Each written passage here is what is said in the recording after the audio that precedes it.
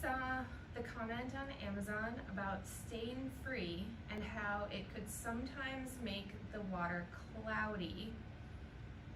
You recommended to wait 7 to 10 days, add chlorine. But is there anything you can do about the cloudy water while you wait the 7 to 10 days?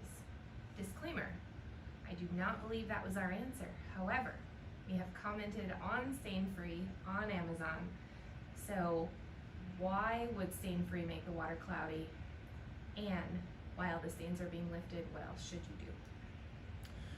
So what StainFree is doing is you have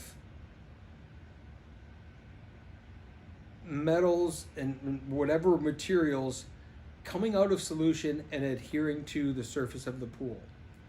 And what StainFree is attempting to do is to break that surface down and pull it off the surface.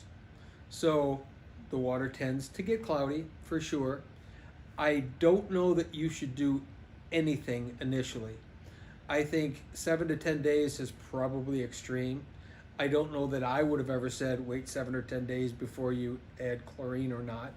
Now maybe I did. I'm not sure that I did, because that does not sound like anything I would do.